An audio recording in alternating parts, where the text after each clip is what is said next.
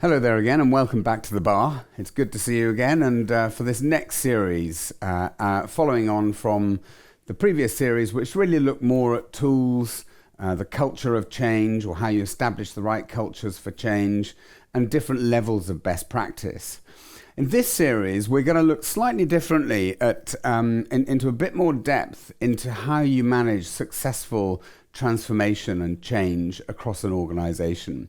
And I'm going to be, throughout this series, going through 10 separate tips for landing successful transformation. To be honest with you, a lot of this is actually born out of having spent 30 years in looking at programs, recovering programs, mobilizing and delivering transformation programs for a whole range of our customers. And actually, it's the ones where we've recovered transformation programs that have gone wrong that have taught me most over the years about what you should do in order to get transformation right. So what we're going to look at today as our first tip in the series is ensuring the quality of the leadership that surrounds transformation. And actually, it's an absolute fundamental, and often it's not done very well. Not enough attention is paid to the leadership of a transformation program working properly. So what do we mean by leadership? Well, let's have a look. A typical program structure might look something like this. And this is a fairly classic transformation program. So up here, we have a steering group. And on the steering group, we have a sponsor for the program.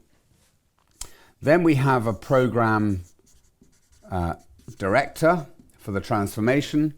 The program director has a PMO of some sort who's there to coordinate the framework and coordinate the reporting and administration of the program.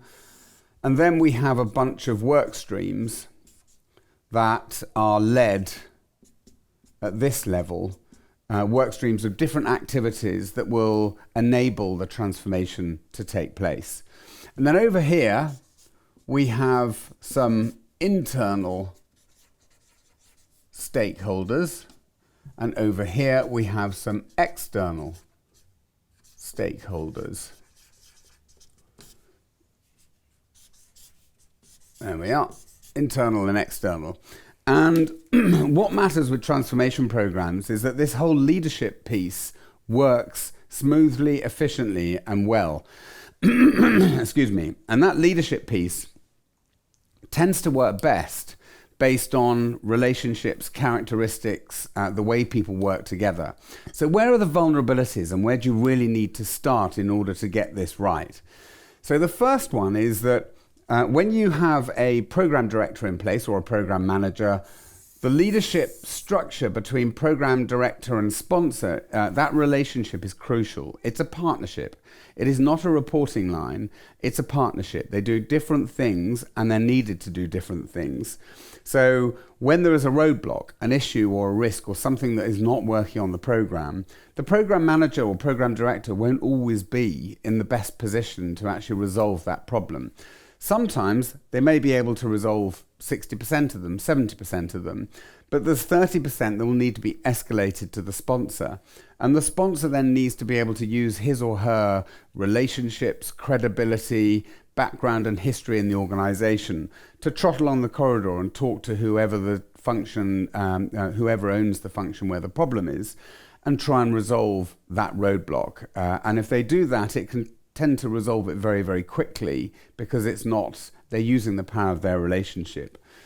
The second thing is the steering group. So typical steering group, what we look out for when programs go wrong is steering groups with 13, 14 people on them. That is not a steering group. That's far more of a stakeholder management group in my terms. A steering group should be really, really quite small, very lean and very focused on decision making. So we're looking here to probably have between 5 and 6 people, including the sponsor. Often it's the CFO, the COO, maybe HR, and 2 or 3 other departments and key stakeholders who can then take those key decisions that need to be taken in order for the transformation to move forwards. And then, of course, you've got this layer down here, which is your work stream leadership group. and they're essentially interfacing with the program director, even though it's a matrix across the organization. In terms of comms, it is absolutely key that these two, the program director and the sponsor, have a plan for interfacing with the internal stakeholders, and where there are external stakeholders, with the external stakeholders as well.